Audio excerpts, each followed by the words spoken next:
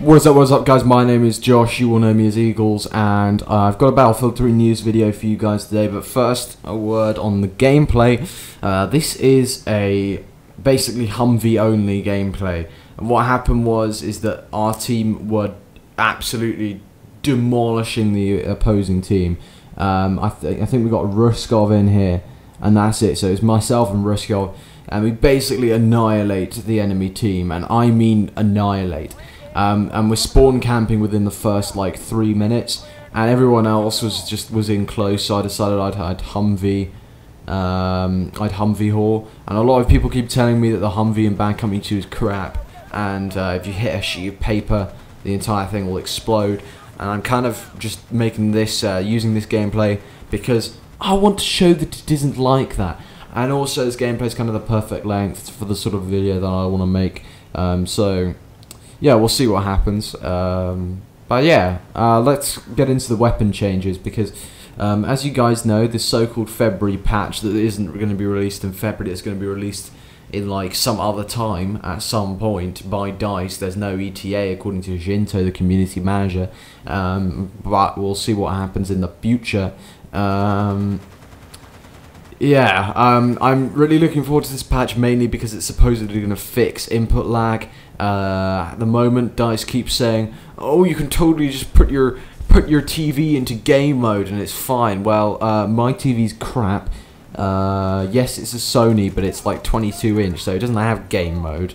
So whatever that is, I don't even know what it is. So it doesn't have game mode, and so your input lag fix doesn't work. And I'm quite surprised that every other game in the entire universe doesn't require me to put my TV into game mode. So quite frankly, I'm a bit annoyed that DICE have released an absolutely appalling product, and it's taking them well, it's going to be 5 months, I suspect, before 4 or 5 months before the actual patch is released. But I kind of find that appalling, to be quite honest.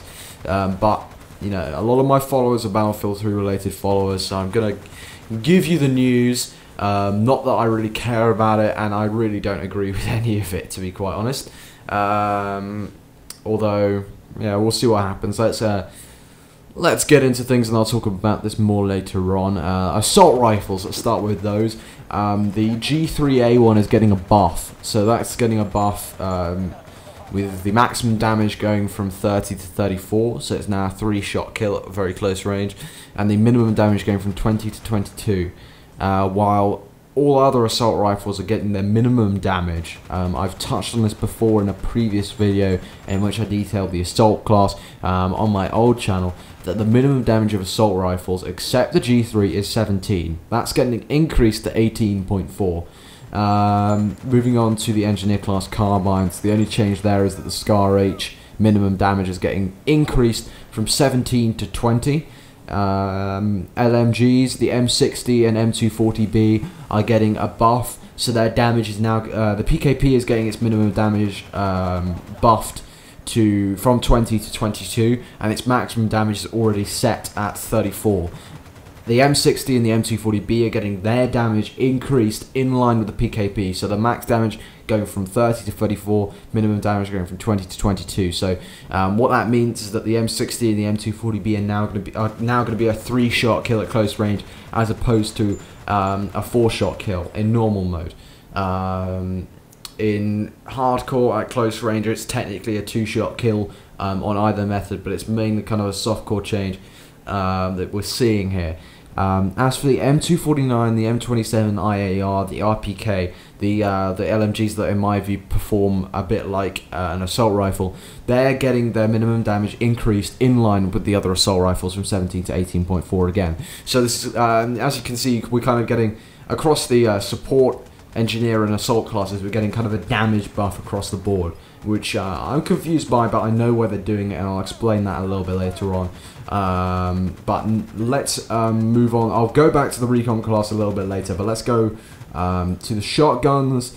The slugs are getting a damage buff, both max and minimum damage, and a range is getting buffed as well. The upper chest damage multiplier is going to apply, the new upper chest damage multiplier. What's basically going to happen in this February patch is that the upper chest What currently happens is that there's 3 hitboxes, one for the head, that's a 2 times multiplier, one for the sort of torso, that is a regular 1.0 times multiplier, and the leg area, that's a 0.9 times multiplier. What's happening after patch is that the sort of abdomen area is going to maintain the 1.0 damage multiplier, but the upper chest multiplier is going to get increased to 1.25. Now this means things like sniper rifles, which, as you may or may not know, have a current maximum damage of 75. That means that effectively it's a one-shot kill at close range with a sniper rifle. It doesn't actually mean that with the old maximum damage, but all bolt action sniper rifles are getting a minimum damage buff to 59 from 55, and a max damage buff from 75 to 80, with the drop off starting at 15 meters rather than 20, and the drop off end distance being increased to 100 from 75. So it's kind of like a sort of damage and damage increase for sniper rifles. It's kind of bringing aggressive recon back into the game. I'm a little bit wary about this. We'll see what happens. With a sort of drop-off distance, the model that's kind of being modified. The semi-automatic sniper rifles, except the SKS, they're getting a minimum damage buff from 34 to 37.5, and a drop-off start distance, which is the time at which I didn't explain this. The time at which the minimum damage, the time at which the damage starts to decrease over range. So basically, up to the drop-off start distance, it will always do the maximum damage, and then from that point, the drop-off start distance to the drop-off end distance, it will gradually decrease to the minimum damage. In case you didn't realise. Another thing I've got to explain in terms of jargon: a buff is when you make something stronger, make something better, and a nerf is when you make something weaker, make something less powerful, less strong. It's an amazing one, you might be thinking, but a lot of people, I don't know, seem to not know that. Hey, let's move on. So yeah, the slugs, as I was saying with the shotguns, they are getting a buff. The upper chest damage multiplier is moving to 1.25, like the sniper rifles. The frag rounds, we're not 100% sure about the frag rounds. Kind of weird things in the files, basically, but it's kind of making me a bit wary, because it looks like the only change is the minimum direct damage is being reduced from 10 to 5, and I can't even believe it's 10. But I think what it means is that at the maximum damage, which is fairly low for shotguns. I think for an automatic shotgun, the drop-off end distance is about 40-50 meters. So basically, I think the damage at that kind of range, at longer ranges, is being halved.